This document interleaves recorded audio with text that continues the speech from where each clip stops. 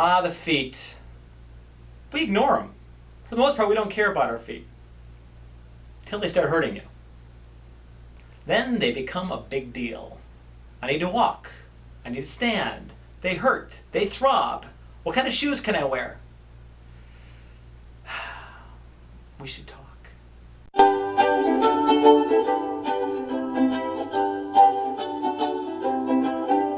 I'm Dr. Michael Berglund.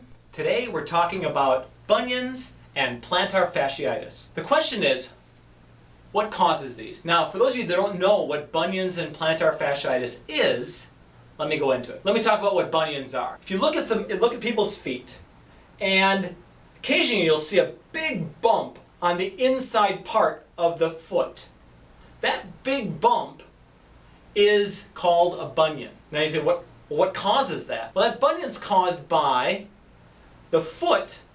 If we pretend this is a foot, that foot collapsing inside and the toes being pushed the other direction, and over a long period of time that bend starts to grow that way. That joint starts to grow that way. So then we end up with what's called a bunion. Plantar fasciitis is that bottom part of the foot, what they call the plantar side of the foot.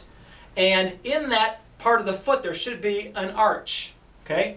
That arch should be, I describe it as kind of like the Roman, you see the Roman Colosseum where they have the stones all built up.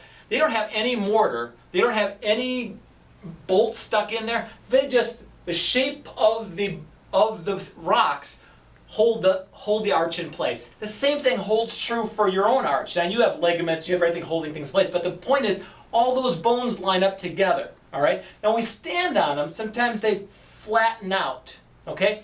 When they flatten out, what happens is the plantar fascia, the ligaments, all the tendons and everything on the bottom part of the foot get stretched. When they get stretched over and over again, they form this chronic inflammation called plantar fasciitis. Dr. Berglund, you usually give us natural solutions for these problems. Do I have to have surgery, or do I have to be on medication, or are you going to provide us some solutions? Well, as usual, I have some solutions. Now, the truth of the matter is, once you've formed a bunion, it's a bony change in the foot. Once your body makes a bony change, unless we take a chisel, there's no way to change that. Your goal should be, I want to prevent it from getting worse, or after surgery, I want to prevent it from happening again. So if you know that having a good arch prevents that from happening, prevents that pull from happening,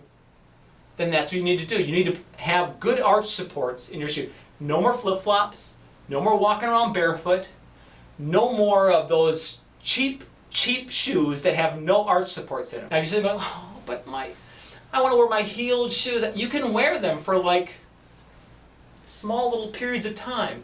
But the rest of your day then, you're wearing sneakers. You're wearing good supported shoes. And if your shoes aren't helping support you, then you need to find someone to do custom fit orthotics. I like foot levelers. You'll be able to see there's footlevelers.com. You can usually find chiropractors in your area that do that kind of work and that will fit in those kind of orthotics. With the plantar fascia, it's inflamed here, right? So the first thing you have to do is rest.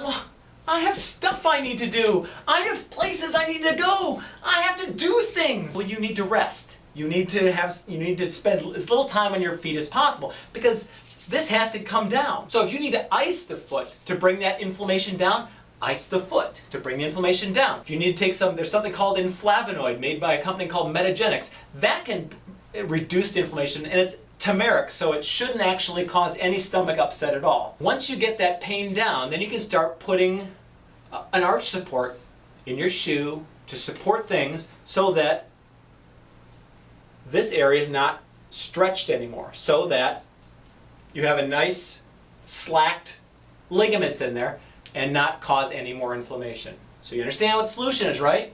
You're not going to walk around in flip-flops and cheap old sandals anymore, or those old tennis shoes, right? This is Dr. Berglund. For Common Sense Medicine, you've been warned. Have a great day.